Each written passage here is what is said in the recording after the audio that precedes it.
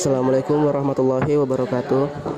Saya perwakilan dari kelompok kedua yang beranggotakan Putri Adeliasan, Email Putri Cahyanti Suryajaya, dan saya sendiri Muhammad Faril dari kelas 11 TKJ 2 SMK Negeri 2 Baru. Pada video kali ini saya akan menjelaskan sedikit tentang materi DNS server. Yang pertama ada definisi DNS server. DNS server adalah sebuah sistem yang berfungsi menerjemahkan alamat IP ke nama domain atau sebaliknya dari nama domain ke alamat IP. Jadi host komputer mengirimkan queries berupa nama komputer dan domain nama server yang kemudian dipetakan ke dalam alamat IP oleh DNS. Yang kedua, ada fungsi DNS server, diantaranya yaitu melakukan identifikasi alamat komputer dalam suatu jaringan sebagai penyedia alamat IP bagi tiap host, melakukan pendaftaran server email, mentranskripsikan nama domain menjadi IP address, mempermudah user untuk tidak perlu mengingat alamat. Yang ketiga ada struktur database DNS. DNS dapat disebut sebagai sebuah database yang terdistribusikan dengan menggunakan konsep klien dan server. Terdapat suatu server yang mengandung berbagai informasi yang dapat diberikan pada klien yang menggunakannya. Struktur database DNS dapat diibaratkan sebagai struktur tree terbalik dengan puncak berupa root. Yang keempat ada hierarki pada DNS, yaitu root level domain. Root level domain merupakan puncak hierarki yang diekspresikan berdasarkan periode dan memiliki ciri khas penambahan titik di belakang domain.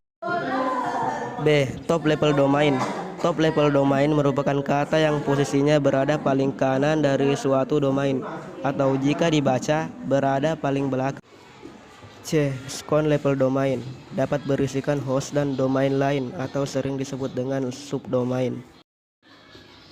D. Third level domain. Third level domain merupakan kata yang letaknya di sebelah kiri second level domain dan dibatasi dengan titik.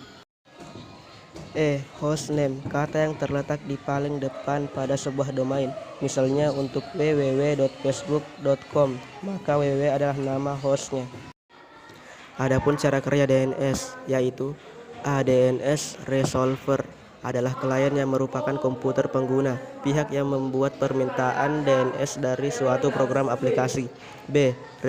Recursive DNS server adalah pihak yang melakukan pencarian melalui DNS berdasarkan permintaan resolver, kemudian memberikan jawaban pada resolver tersebut.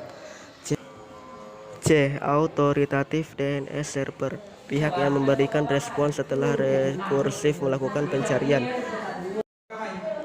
Adapun kelebihan dari DNS server yaitu halaman sebuah situs menjadi lebih mudah untuk diingat. B. Konfigurasi DNS sangat mudah bagi para admin. C. Menggunakan DNS tidak akan terjadi perubahan alamat hostname walaupun alamat IP sebuah komputer telah berubah. Serta kekurangannya yaitu adanya keterbatasan bagi para pengguna untuk mencari nama domain untuk halaman situsnya. Beberapa nama domain mungkin sudah dipakai oleh pihak lain.